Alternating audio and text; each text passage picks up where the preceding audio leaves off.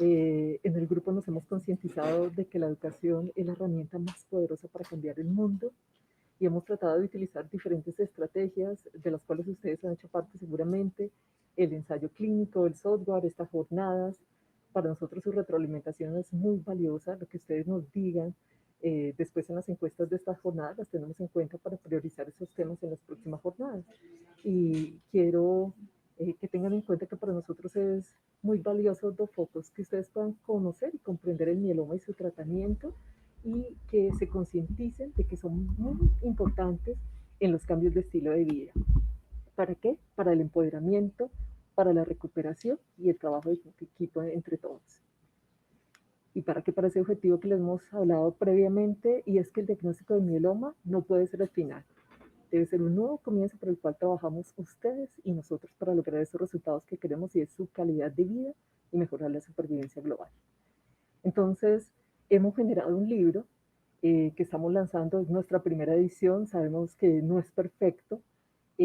porque se debe ir construyendo en el tiempo y se va a ir modificando, pero en este momento lo que tenemos, hemos querido que desde una manera muy sencilla podamos hablar y explicarles el mieloma y hacerlos concientizar de la necesidad de los cambios de estilo de vida.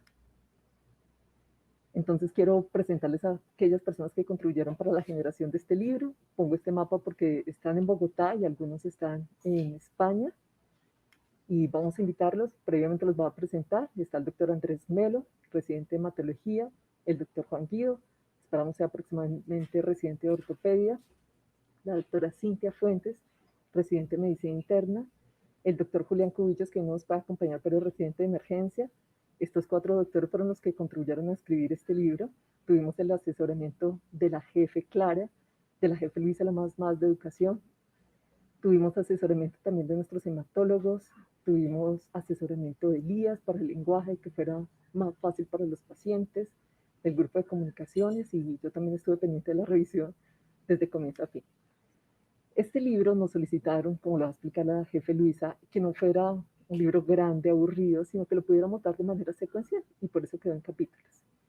Entonces, ¿qué más que sus propios autores que nos comenten qué tiene este libro? Entonces quiero invitar al doctor Juan que nos hable de este primer capítulo, y también que después nos comente de dónde salen estos ejercicios, que son estas sopas de letras y crucigramas que ustedes van a encontrar en la parte final del libro. Bueno, muchas gracias, doctora. Sí, efectivamente, este libro ha sido el conjunto de trabajo de muchas personas. Voy a hablar un poquito del capítulo de introducción. La idea es que en esta parte, en unas breves hojas, ustedes puedan saber a dónde se deben dirigir en caso de que presentan algún signo de alarma. ¿Qué es un signo de alarma? ¿Cuáles son las líneas de atención en las cuales los podrían recibir, digamos, en llamado en caso de alguna, pues de alguna necesidad que sea prioritaria? Y además también hay un pequeño glosario de términos que escuchan ustedes, los pacientes, frecuentemente de parte de sus médicos tratantes, de parte del personal de salud, que de pronto pueden ser un poquito confusos. Entonces este glosario va a ayudar aclarar algunas cosas. Adicionalmente, al final de cada capítulo hay algunas actividades, unos ejercicios como una sopa de letras, hay también un crucigrama, anagramas. ¿Cuál es la idea de estas actividades? Que nosotros podamos mirar qué tanta fue la comprensión de la lectura de ese capítulo, porque pues cada una de estas actividades va enfocada a evaluar qué fue lo que se presentó en ese capítulo. ¿De dónde nacen estas actividades? Básicamente es porque de parte de nuestro proceso de acreditación y excelencia nos pedían que evaluáramos de alguna manera la información en los pacientes, y decidimos no hacerlo de una manera aburrida como con preguntas de selección múltiple, preguntas tipo examen, sino de pronto un poco más lúdico con algunas actividades que podían resultar un poco más atractivas. Adicionalmente a esto hay otros capítulos, por ejemplo, el capítulo 1, que es de generalidades de mieloma, que ya nos los va a presentar la doctora Cintia, que es residente de medicina interna. Entonces, pues continuamos con ella. Mi nombre es María Cintia Fuentes, estoy realmente contenta de estar aquí participando en el lanzamiento del libro y pues ver obviamente cómo a lo largo de varios años de mucho trabajo, pues esto empieza a dar muchos frutos y podemos trabajar en conjunto, pues el cuerpo médico y todo el cuerpo asistencial junto con los pacientes. En este primer capítulo, pues realmente vamos a encontrar muchas cosas importantes, como decía la doctora Romero, lo que queremos es que como pacientes puedan apropiarse de su enfermedad y pues el primer paso para lograr esto es entender qué es el mieloma múltiple y comprender qué es lo que manifiestan los pacientes. Entonces, lo que van a encontrar en este primer capítulo es efectivamente la definición de la enfermedad, van a encontrar de qué se trata la enfermedad, cuáles son las células involucradas, van a encontrar algunos términos que van a ser muy comunes en la consulta con los especialistas y en todo el proceso de salud y enfermedad, pero pues además de eso también van a encontrar una primera aproximación de cómo se va a poder diagnosticar o cómo se va a hacer el primer paso para el diagnóstico apropiado del mieloma múltiple. Van a encontrar muchas palabras como anticuerpos, electroforesis de proteínas, pico monoclonal, que a lo largo de su proceso van a entender que son palabras cruciales para saber de qué trata la enfermedad, cómo se desarrolla y cómo es el seguimiento. Importante, además, hay un pequeño apartado del primer capítulo que va a hablar de los síntomas principales del mieloma múltiple, va a explicar algunos de los síntomas de los que más se quejan los pacientes, como por ejemplo el dolor en los huesos, el cansancio, el ahogo, esa sensación como de fatiga general, y pues finalmente también va a encontrar un apartado que habla de algunos síntomas que al principio pueden ser un poco más infrecuentes, pero pues no dejan de ser importantes, como son las fiebres y las infecciones. Realmente todo esto con el fin, como les hemos explicado, de que los pacientes puedan entender desde el principio de qué trata su enfermedad y así puedan apropiarse del proceso. Al final, como acaba de explicar el doctor Juan, pues van a encontrar los ejercicios de esta primera parte, que van a ser realmente muchas palabras de las cuales, o con las cuales tendrán ustedes que familiarizarse, porque son palabras que van a encontrar en el día a día. Entonces, seguimos ahora sí con el segundo capítulo. El segundo capítulo que desarrollamos para el programa educativo de mieloma múltiple era un capítulo un poco complejo en el que tratamos de resumir, tanto para los pacientes como para sus cuidadores, los principales objetivos del tratamiento del mieloma múltiple, que es un tratamiento bastante complejo, y también enfocarnos, y que más adelante vamos a hablar de ello, los efectos adversos. Pero este segundo tratamiento, este segundo capítulo inicia resumiendo cuáles son los objetivos fundamentales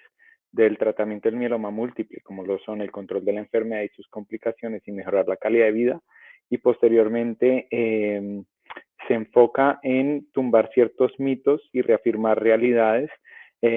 relacionadas con el tratamiento de quimioterapia, esclareciéndole a los pacientes y a sus cuidadores cómo hacer un poco el proceso del tratamiento, tranquilizando sobre ciertas percepciones que hay sobre el tema de quimioterapia, si hay que estar necesariamente ingresado durante todo el tiempo, ingresado en el hospital durante todo el tiempo del tratamiento, o si se puede llevar a cabo de manera ambulatoria, que es en realidad cómo se lleva a cabo el tratamiento de la enfermedad.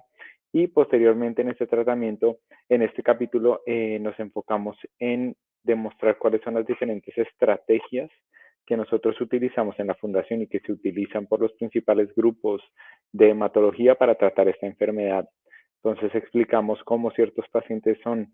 candidatos para lo que es el trasplante autólogo de médula ósea, como otros pacientes que puede que no lo sean, pero cuáles son las alternativas terapéuticas en caso de no ser candidato. Y posteriormente el capítulo se enfoca en mostrarle a los pacientes y a sus cuidadores cómo va a ser esa evolución a lo largo del tratamiento. Y se explica a través de las fases del tratamiento, explicando lo que es una fase de inducción, que es esa primera introducción a la quimioterapia, luego esa fase de consolidación que busca consolidar la respuesta de los pacientes que se ha logrado con esa quimioterapia inicial, que puede ser o no a través de un trasplante, y finalmente esa terapia de mantenimiento que va a ser una fase un poco más de seguimiento y con menor medicación.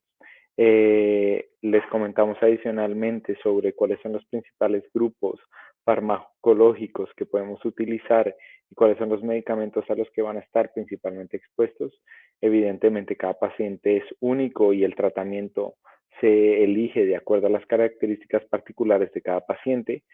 Sin embargo, acá van a encontrar como la información general sobre cada uno de los tratamientos que pueden recibir.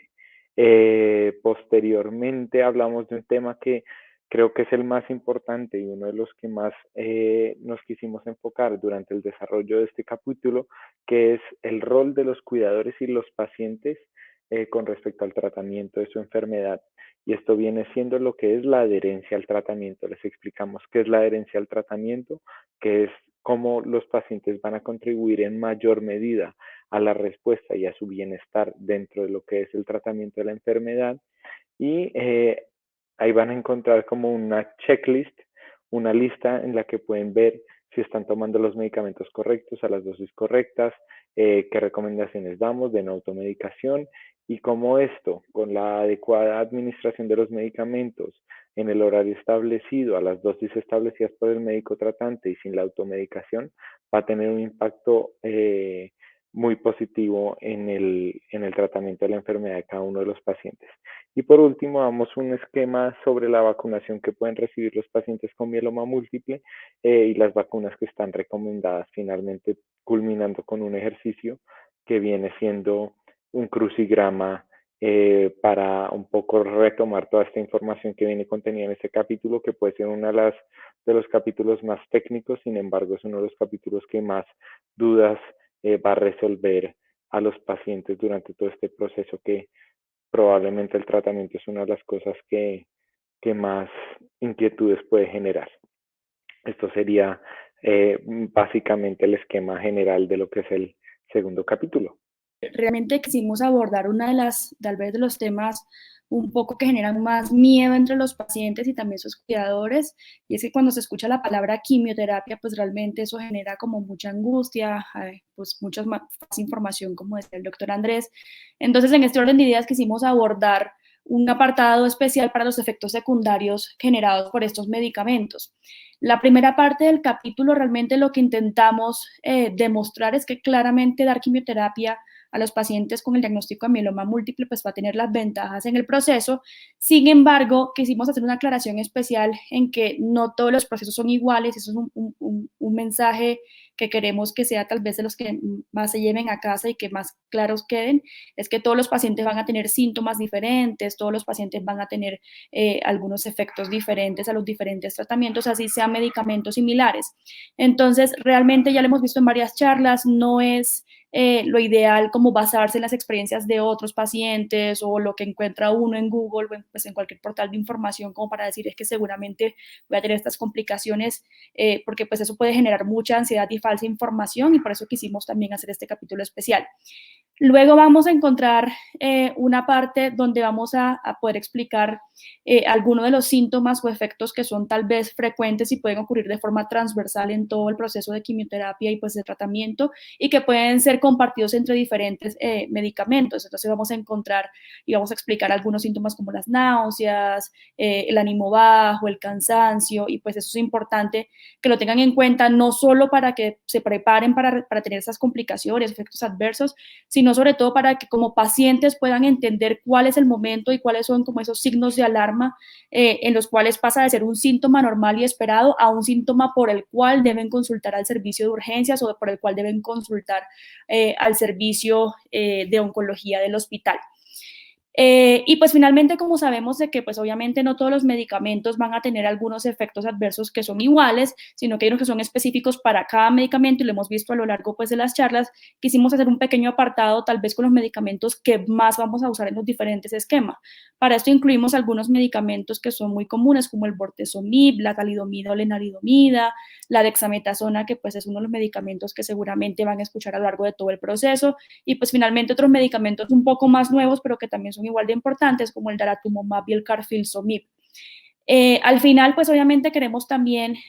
demostrarles y decirles y que quede claro de que hay algunos síntomas que no son efectos adversos de los medicamentos y tampoco son esperados, sino que hay que diferenciar entre lo que es un efecto adverso y una reacción alérgica, una alergia a los medicamentos. Entonces explicamos esa diferencia con el fin de que los pacientes tengan claridad, como lo decía previamente, de cuáles son esas manifestaciones que deben obligarlos a consultar, ya sea al departamento de oncología, al servicio de urgencias. Realmente queremos aclarar también a lo largo del capítulo que pues estos efectos adversos, a pesar de que pueden ser relativamente comunes en la aplicación del tratamiento, realmente se acompañan de muchos otros medicamentos que lo que ayudan es a intentar disminuir la manifestación, la frecuencia o la severidad de la misma y prevenir obviamente el desarrollo de las reacciones en la medida de lo posible.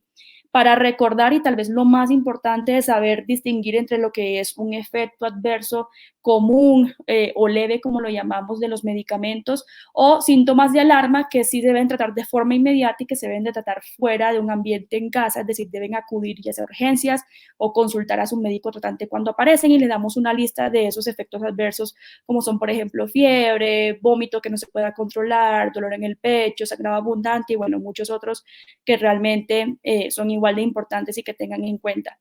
Finalmente, pues como siempre, terminamos el capítulo con ejercicios con el fin de poder garantizar de que los pacientes realmente entiendan el capítulo y que comprendan cuáles son los efectos adversos que podrían esperar, y también distinguir, como les decía, esos efectos adversos de complicaciones más severas por las cuales deberían consultar. Voy a comenzar esta parte diciéndoles, ustedes no están solos, ustedes cuentan con un equipo multidisciplinar muy unido en búsqueda de la satisfacción de las necesidades de ustedes. Hay que comenzar a entender y aceptar la situación actual en la que estamos. Hay que adherirnos a los tratamientos de la mejor manera y entender que cada una de las estrategias de autocuidado que les enseñamos a ustedes a realizar en casa para el mejor control de los síntomas es la mejor estrategia que les va a permitir que caminemos juntos y obtengamos la mejor calidad de vida en este camino. Nuevamente les quiero decir que en este proceso es muy importante que ustedes nos informen permanentemente todos estos síntomas, estas situaciones que los hacen sentir diferentes, para guiarlos, para acompañarlos y orientarlos en las mejores estrategias de autocuidado. La calidad de vida es para nosotros nuestro pilar fundamental en todo el camino de este proceso actual. Muchas gracias, Clarita. Sí, indudablemente el consejo más grande que nosotros les podemos dar a ustedes es: sean felices, acepten esto como una condición de vida. Y cuando uno acepta las condiciones de vida, sencillamente ustedes saben que están en 99%, no son pacientes, sino son papás, mamás, tienen otros roles. Y qué más importante que este gran libro que les estamos ofreciendo para que se convierta en el mejor libro de recetas que ustedes tengan, de consulta permanente, donde ustedes puedan aclarar cosas que realmente no tienen muy claras y que le van a llevar y le van a ayudar en los estilos de vida saludable. Definitivamente, para mí, llevar un estilo de vida saludable es ser feliz, es aceptar su condición, es dormir bien, es reírse mucho, y cuando hagan ejercicio, traten de bailar también. Cuando uno lleva este estilo de vida, irradia, favorece, atrae y hace que esta condición clínica que les correspondió vivir sea llevadera y sea un modo de vida diferente para cada uno de ustedes. Muchas gracias y mucho ánimo. Cuanto a los estilos de vida, lo único que tendría para sumar en esta parte es básicamente que los pilares son 4, que es sueño, buena alimentación, actividad física y evitar consumo de sustancias. Y acá tenemos un abordaje amplio, pues como general de estos temas, que claramente si en caso tal de que se presente alguna condición especial, se profundizará con algún especialista en el tema. Bueno, y por último, el capítulo de trasplante y consejos durante esta etapa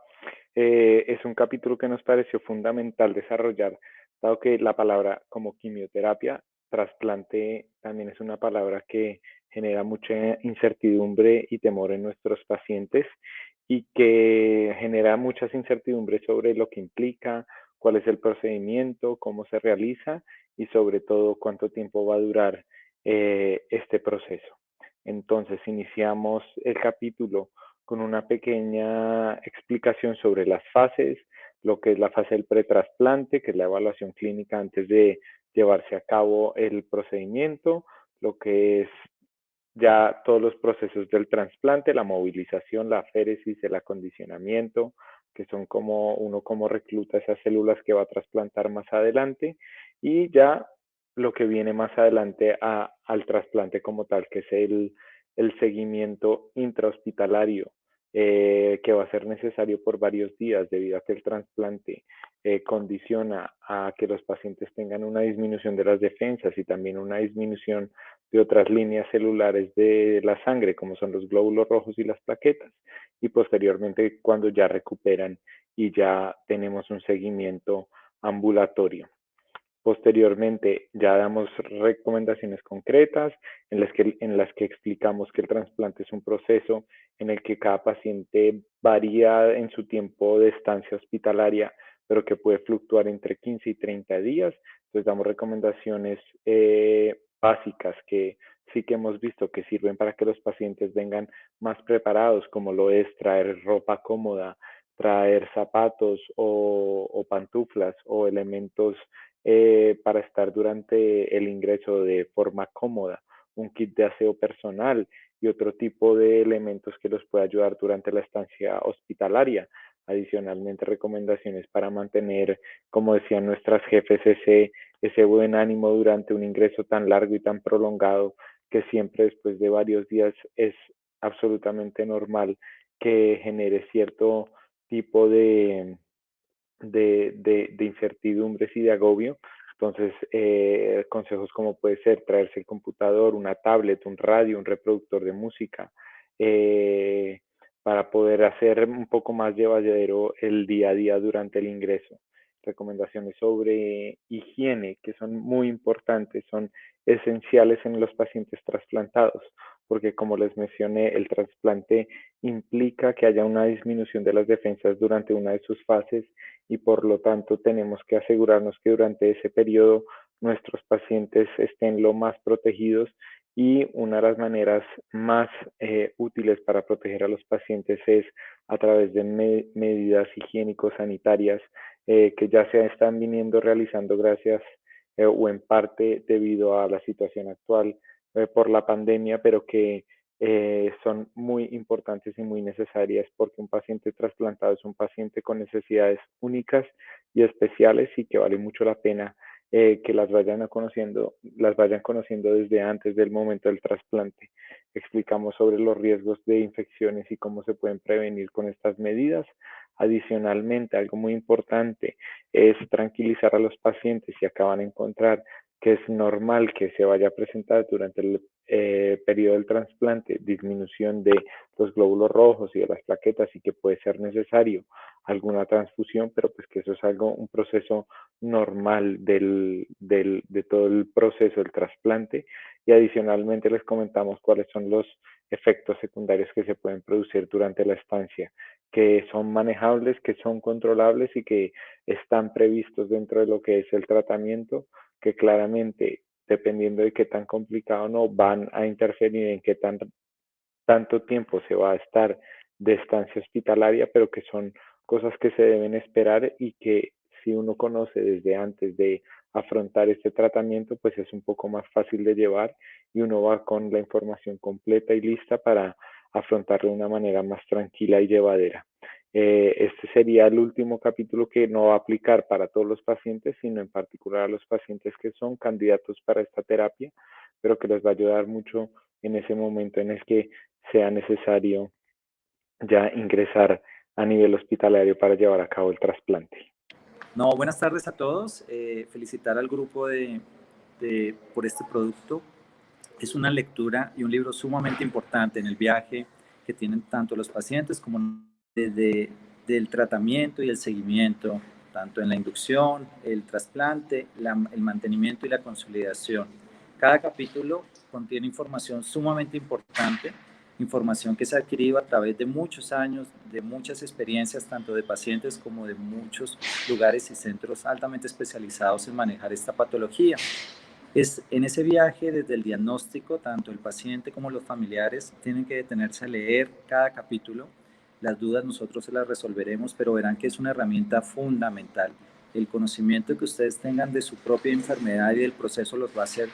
empoderarse y tomar mayor fuerza en cada decisión y probablemente en cambiar el curso de esta enfermedad. Y espero que disfruten el capítulo, es muy didáctico y es muy agradable cada capítulo para leerlo y fácilmente comprensible.